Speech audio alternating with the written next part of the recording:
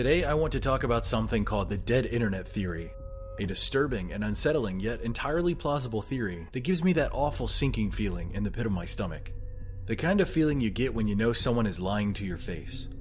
The kind of feeling you get when you connect two formerly unconnected points in your mind, and their newfound connection gives you chills because you didn't want to believe it, but the truth is too obvious to ignore now. This theory adds a deep-seated gut feeling to what many of you have experienced for years and years but have been unable to put into words.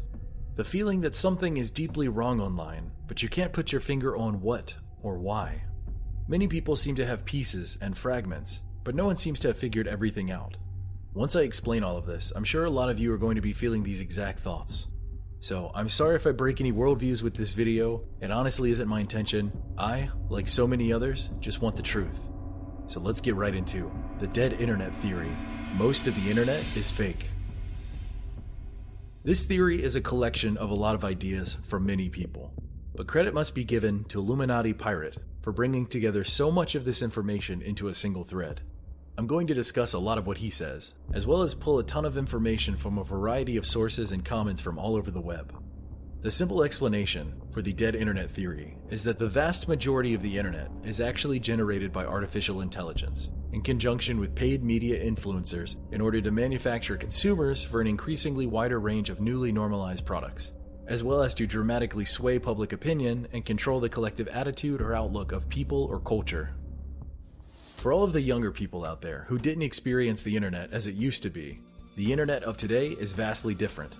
Before the advent of the internet-connected cell phone, or the mass adoption of the home computer, before social media even existed, the internet was a place where people came to express passion, hobbies, feelings, and thoughts. It wasn't filtered, or selectively shown to you based on what an algorithm thinks you want to hear. It also wasn't an echo chamber to reinforce your pre-existing beliefs, whatever they may be. It wasn't created to keep you locked into a website or an app for hours and hours every single day.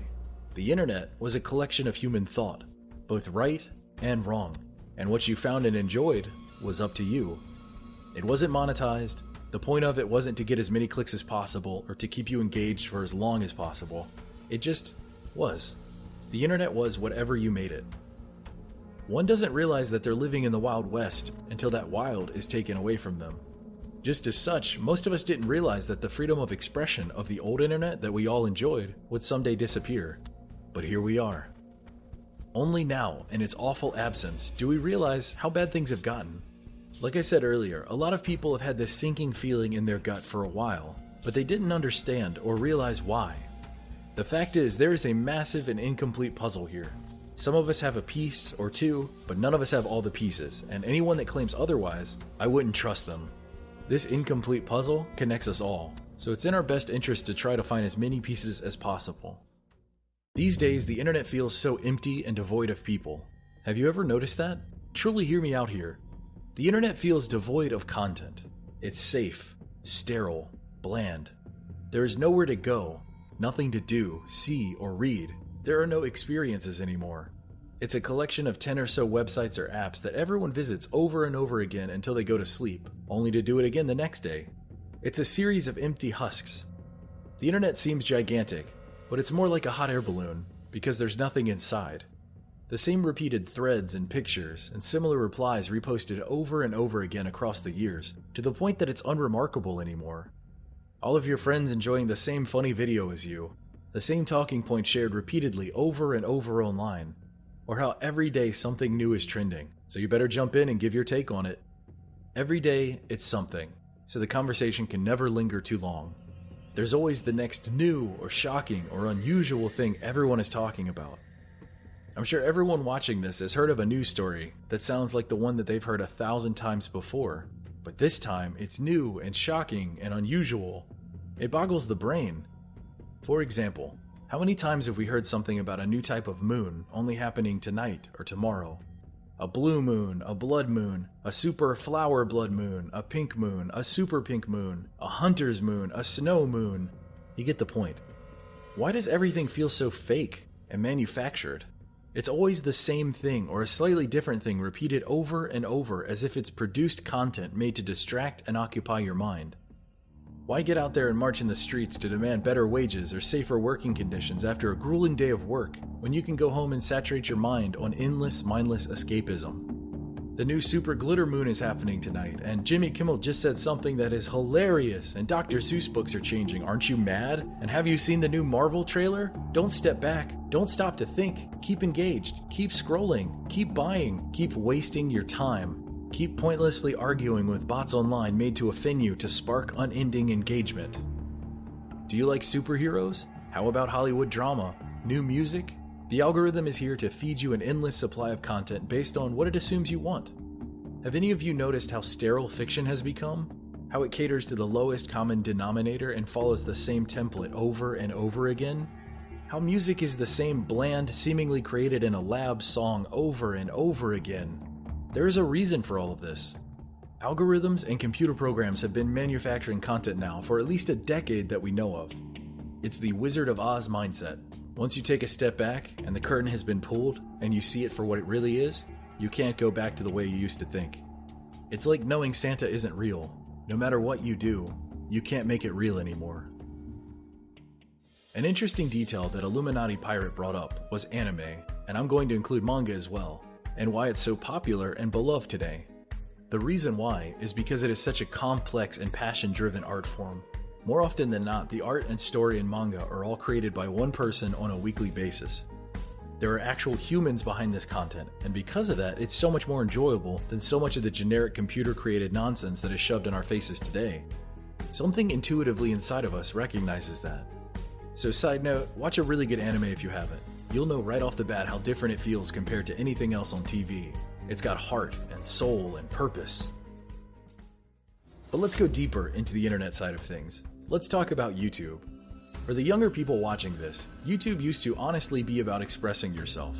It was random people in front of a camera talking about how they felt or what they've experienced.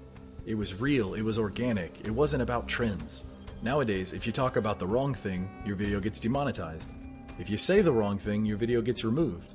You can speak freely as long as you're okay with being suppressed in the algorithm and no one sees your content. The views, the clicks, the growth on YouTube, it's all nonsense.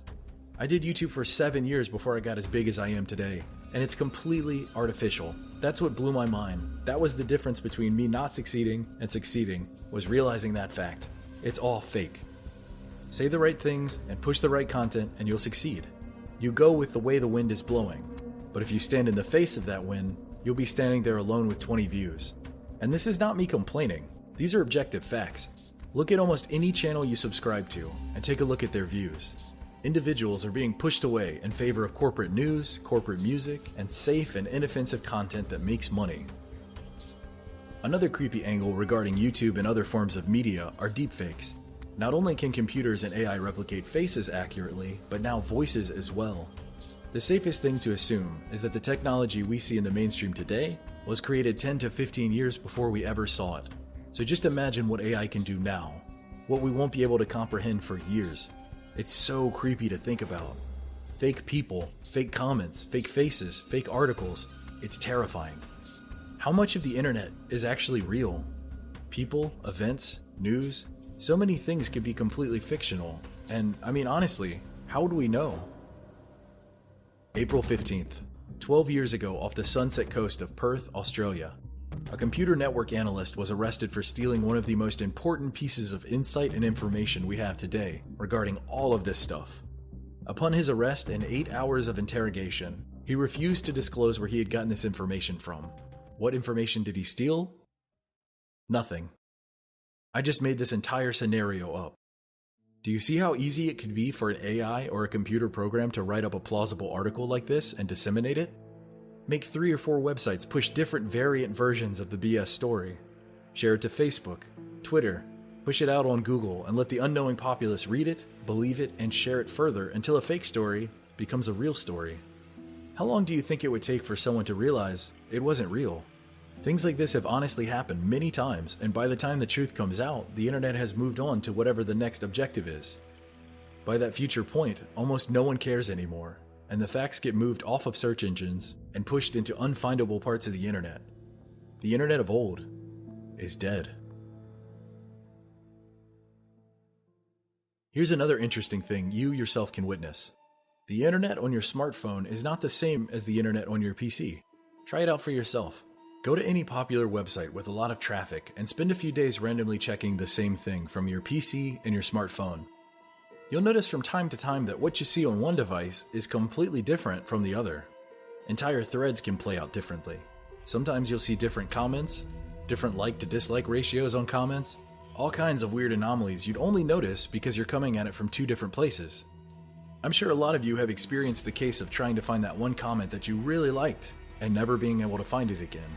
Maybe it was simply deleted, but it's weird that so many of us have experienced that before. The argument for algorithms is that it helps us find what we want to see and caters to our likes and dislikes. That doesn't sound so bad, right? But I don't buy that for a second. Because for years and years, the argument was that different algorithms for different people don't exist. It isn't real. What are you talking about? Well, years later, with overwhelming evidence to prove that algorithms do exist, now it's widely accepted as a real thing and spun as a positive. But that isn't necessarily true either. The algorithm is there to keep you engaged and hooked on websites and apps for longer, to accurately collect your likes and dislikes, and do whatever it takes to keep your eyes glued to the screen and your wallet spending money. If you linger too long on a certain thread or a video, the algorithm will recommend more like it.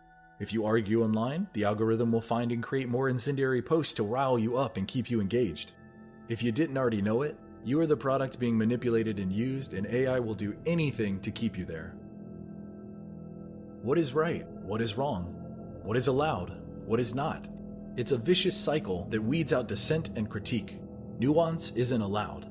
I don't necessarily mean from a political standpoint, although I can't completely disregard this angle. So whether you're right-leaning or left-leaning or something else, suppression is a real thing for all sides. Discussion and understanding aren't good for business. There's a small Overton window of allowed discourse, and if you stray outside of that window, everything is done to squash you or hide you away. And I don't necessarily mean just extreme points of view. Take, for example, war. War is incredibly destructive and awful. So many innocent lives are lost and trillions of dollars are wasted. For what? Profits for corporations and defense contractors, and territory for the geopolitical chessboard, but nothing that directly helps you or I. But advocate against war, or try to make changes to stop war, and the entire internet will miraculously find a way to critique you, destroy you, and silence you. You are just one small voice in a sea of manipulation, money, and power. And that's not all. The AI and algorithms are used to push public opinion. World news is pushed only by a handful of specific people, carefully selected and manicured for you. For every hot-button issue, there is a deliberate and more often than not manufactured angle which is going to be pushed towards you to keep you fighting rather than collectively coming together. Let's briefly talk about the recently ended conflict. The fact of the matter is that no matter what time we left that country, it was going to collapse. 10 years ago, today, or 10 years from now. This is a fact, but they don't want that to be a fact. Obviously, the powers that be wanted us to stay there indefinitely because it is so lucrative. There are so many natural resources to pillage, and the money made by defense contractors was so great, we gotta stay there forever. Thankfully, public opinion was against this. People were tired of it and just wanted it to end. Americans need help over here, not more endless nonsense thousands of miles away. Now, notice how the dynamic shifted when the pullout started. Every major news organization went into overdrive doing everything they could to get back in. Every news channel, every website, every major influencer on Twitter and Facebook and Instagram, any person that stood out there saying, "Hey, this is a good thing, bring them home," was crushed by an overwhelming majority online saying the opposite. Now this is incredibly weird, considering the vast majority of Americans say the exact opposite. Stuff like this is the perfect example, because you can really see where things aren't adding up. I'm not here to argue the details of leaving. I could make an hour-long video on that, or the political angle, or any of that. If you have that deep urge to go into that, I must ask you to stay on topic. The anger and engagement and fighting is all a distraction. The point I'm making is that when there is a narrative or an angle they want, they are going to do everything to get it. It's creepy, it's weird, and it's unsettling. Let's talk more about social media. There is a reward and punishment system built in to push things in certain directions. For example, look at Reddit. I have joked for years and years that Reddit is a hive mind. Now that this theory has come along, that joke seems to be a lot less funny and a lot more realistic. Simply based upon a like or dislike ratio, Reddit can push up what it deems correct and push down what it deems incorrect. Then you have bots spamming to derail conversations on subjects they don't want discussed, and dividing and conquering on real issues to break down any progress that could be made. It's a psychological game being played on everyone. You want more upvotes, and to get them, you make sure you say the stuff that's going to get pushed up. Don't rock the boat, follow the trends, say agreeable things, avoid disagreeable things or challenging topics. The obvious point of Reddit having a point-based system is to make the points go up. This system discourages you from saying things that will make your points go down. You only want your points to go up. Do you see the problem? I'm not even that much of a contrarian, but the first thing that I do when I check out an interesting Reddit thread is to sort by controversial, because it feels so much more human.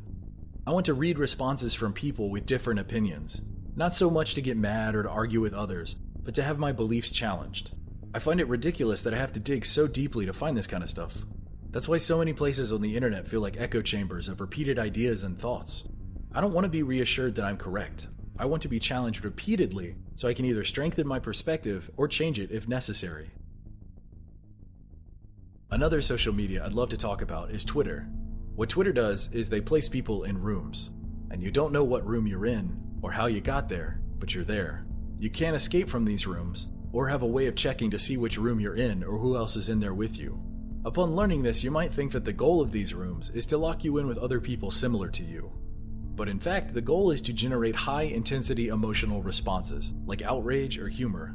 Swelling up your emotional state is more likely to get you to stay on these sites for longer, have more interactions, and allow them to collect more data on you to be sold or manipulated. By trapping us in these invisible rooms, you are more likely to see things you disagree with, but only to a certain extent. You will not have to actually face a detailed counterpoint to your argument, only a brief, incomplete summary maximized for high-intensity emotion. You see, the point of Twitter isn't to find common ground, or debate the issues. It's to misinterpret and argue and get mad and waste time and energy while they collect data on you and throw ads in your face. Twitter does this by imposing an overly strict 240-character limit per tweet to make it physically impossible to discuss complex ideas in such a small space, so conversations naturally devolve into insults and shock value. There's a reason the country feels so divided right now, and it's all intentional. Look at Facebook. It's a well of content thrown at you just to rile you up and support your pre-existing beliefs. Are you mad about this? Well, here is more stuff to get mad about. Are you worried about this? Well, here are more things to worry about. Do you love cats or dogs? Aren't they great? Well, this really bad thing happened to one of them. You better stay engaged and keep watching. Your emotions don't matter at all to us. Buy the stuff, argue a bunch, and keep isolating yourself from other humans because it makes you less powerful. So how much of the internet is fake? Studies suggest that less than 60% of web traffic is human. That's right, 60%. According to researchers, some years, a healthy majority of them are mostly bots. For a period of time in 2013, the New York Times reported that half of YouTube traffic was bots masquerading as people, a portion so high that employees feared an inflection point would happen, meaning YouTube systems for detecting fraudulent traffic would begin to regard bot traffic as real and human traffic as fake. They even have a name for this hypothetical event. It's called the inversion. Remember, this was all the way back in 2013, so it's not a stretch in the slightest to assume that the threshold of bot traffic has been met and surpassed, meaning that the internet is, for the most part, filled with non-living voices. It really puts it in perspective how outnumbered we are compared to bots. The vote counts on YouTube, Reddit, Instagram, it's all manipulated and distorted. Very little of it is real. For example, every single time that I upload a video, I lose around 10 subscribers. It's like clockwork. Doesn't matter what I upload or how popular it is, I lose around 10 subscribers right when I click publish. Amazingly enough, I'm not alone in this. This isn't a single glitch that just happens to me. This happens to most people with a big enough subscriber base, and I'm sure the numbers scale upward. The common prevailing theory is that it's YouTube's sly way of removing regular humans from the equation. If you're big enough and successful enough, you can weather the storm pretty easily. Losing 10 subs isn't bad when you gain thousands. But if you're a smaller YouTuber, or a YouTuber they don't really want around anymore, losing subs is an easy and subtle way to mentally break you down and eventually remove you from the equation. The push for corporate content and acceptable content is all that matters. YouTube isn't about you anymore. Just change the name already and call it Content Tube or Corporate Tube. But let's get even deeper and more disturbing. DARPA, the Defense Advanced Research Projects Agency, is a research and development agency of the United States Department of Defense, and is responsible for the development of emerging technologies for use by the military. DARPA had a program called LifeLog, and its goal was exactly that, to log one's entire life. LifeLog aimed to compile a massive electronic database of every activity and relationship a person engages in. This was to include credit card purchases, websites visited, the content of telephone calls and emails sent and received, faxes, postal mail sent and received, instant messages sent and received, books and magazines read, television viewing habits and radio selections, physical locations recorded by wearable GPS sensors, and even biomedical data captured through wearable sensors. The point of collecting all of this data on everyone was to identify preferences, plans, goals, and markers of intentionality. Another of DARPA's goals for LifeLog had a predictive function. It sought to, quote, find meaningful patterns in the timeline to infer the user's routines, habits, and relationships with other people, organizations, places, and objects, and to exploit these patterns to ease its task. Sounds absolutely terrifying, correct? Well, lucky for us, it was shut down February 4th, 2004, over criticism from civil libertarians concerning the privacy implications of such a system. Interestingly, though, on that exact same day, February 4th, 2004, a small and little-known website at the time launched called Facebook. No, I'm not joking, not in the slightest. The exact same day that they shut down LifeLog, Facebook started. Lucky for us though, back in 2020, on Twitter, the official DARPA account came out to reassure people that LifeLog and Facebook have absolutely nothing to do with each other. Even though certain employees of LifeLog went to work at Facebook, it's nothing to worry about. Right. Once you learn all that, it makes you look back at all those news stories that you heard over the years of Facebook selling user information to other companies, and all this stuff seems pretty obvious now. We've been played, ladies and gentlemen. Then you had those NSA leaks years ago that the government was in fact spying on all of us, and when you add up all these pieces, it's easy to see that this is a massive puzzle, and we simply don't have all the pieces. There's a lot more information in the post by Illuminati Pirate, and I highly recommend anyone go check that out if you want to dig deeper into this topic. I'm going to have a link in the description. The conclusion that he draws is essentially this. The US government is engaging in an artificial intelligence-powered gaslighting of the entire world population. Now, whether you agree with this, or disagree, or accept some parts or deny other parts, you can't say this isn't a fascinating theory. It's a positive feedback loop, a stick and carrot approach. Say and do the right thing, get rewarded. Say and do the wrong thing, get artificially suppressed. This way the narrative can be strung along in whatever way a corporation or government pleases. Why debate and discuss ideas and plan for progress when we can instead yell about stupid, pointless culture war nonsense? Just think about it, the internet is the fastest way to retrieve, absorb, and share information. Of course it was going to eventually be manipulated and contorted into what it is today. Nowadays, everyone is too cowardly to have an opinion that clashes with what is deemed acceptable within the Overton window. Artificial trends created by who knows what drive the daily narrative. Then we get drawn into that by an overwhelming human obsession with being a part of the conversation. If you're not a part of it, you feel left out. And if you play it safe and you go with the flow, well, you feel validated and a part of something. It's human psychology and sociology used against us. In this way, the internet and social media, which was supposed to democratize media by allowing users to create whatever content they wanted, has instead been hijacked by the powerful. What was meant to be a communal space for growth and knowledge has turned into a battleground of the ignorant and uninformed, endlessly attacking each other over pointless convictions. The advantage that bots have over us is that they can create an opinion and repeat it and support it over and over again. They are faster than us, there are more of them than us, not to mention the positive feedback given to them and us for repeating their arguments. Think about it. We can't convince them to change their minds because they don't have minds. They are programmed to behave a certain way and do a certain goal. They are a monolith with a focused goal. We are fractured humans with minds that can oftentimes be changed. If 9 out of 10 people say that you're wrong, most people can't handle that kind of pressure, so they cave in and they join the other 9. This is human nature. It's nothing to be ashamed of, but it is being used against us. Most people don't want to be the odd one out, or the person that rocks the boat. This is what the dead internet is today. A brand new big budget movie releases, and all you hear is non-stop praise. Never-ending, unbelievable praise and worship for such a great masterpiece. It's weird. It's really weird. Obviously, the first thought you have isn't going to be, bots and paid influencers are pushing a narrative to sell movie tickets. So you go and see it. It was fine, nothing extraordinary, but here's the thing. Are you going to speak your mind and disagree with the collective? They said it's incredible, and you thought it was just okay. Are you wrong? Is it possible that so many other people are wrong and you just happen to be the one that's right? Do you see where I'm going with this?